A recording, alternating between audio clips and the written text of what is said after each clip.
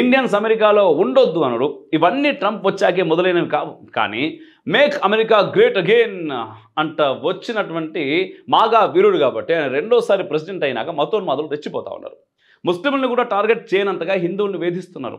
మతం విగ్రహారాధనతో పాటు యుఎస్లోని ఇండియన్స్ ఎక్కువ డాలర్లు సంపాదిస్తుండటం కూడా ఈ గాలి బ్యాచ్లకు నచ్చలేదు.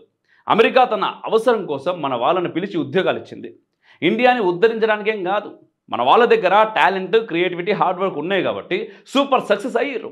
ఈ సత్యాన్ని గ్రహించలేక అర్జెంటుగా ఇండియన్స్ వెళ్ళిపోతే వాళ్ళ ఉద్యోగాలు తమకు వస్తాయని అమెరికాలో కొందరు అనుకుంటా ఉన్నారు.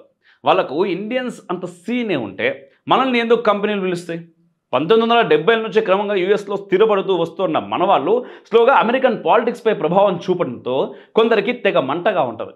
దాన్ని సోషల్ మీడియాలో రోడ్ల మీద ప్రదర్శిస్తున్నారు. అసలు ట్రంప్ అభిమానులు ఎంతటి మతోన్మాదులు అంటే తమ సొంత రిపబ్లికన్ పార్టీ నాయకుడైన వివేక్ రామస్వామిని కూడా ట్రోల్ చేస్తూ ఉంటారు, తిట్టిపోస్తుంటారు. అతడి హిందువు కాబట్టి కేవలం విగ్రహాన్ని ఆరాధించే ఒకానొక అధముడిని వారి ఒళ్ళు బలుపు అహంకారం. ఇదే అమెరికా తోచినప్పుడల్లా ప్రపంచ దేశాలకు ప్రజాస్వామ్య సెక్యులర్ పాఠాలు చెప్తూ ఉంటుంది.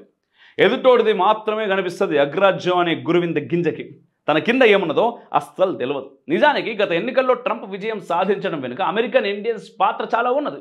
వాళ్ళ ఓట్లతోనే ఆయన గెలవకపోవచ్చు, కానీ మన అమెరికన్ ఇండియన్స్ ఓటు వేయకపోతే ట్రంప్ గెలిచడం చాలా కష్టమవుతుండే. అందుకే ఎన్నికల ముందు ట్రంప్ నానా వేషాలు వేసిండు, హిందువులకు పూర్తి మద్దతు ప్రకటించిండు. ఇప్పుడు ఆయన మద్దతుదారులే పిచ్చెక్కినట్టు ప్రవర్తిస్తూ ఉంటే తమాషా చూస్తున్నాడు. తన వ్యక్తిగత లాభాల కోసం పాకిస్తాన్ను పొగిడి అసీం, మునీర్, షహబాజ్ షరీఫ్ లాంటి ఉగ్రవాదులకు బీఫ్ భోజనాలు పెట్టే వాటి నుంచి ఇంకేం ఆశిస్తాం మనం?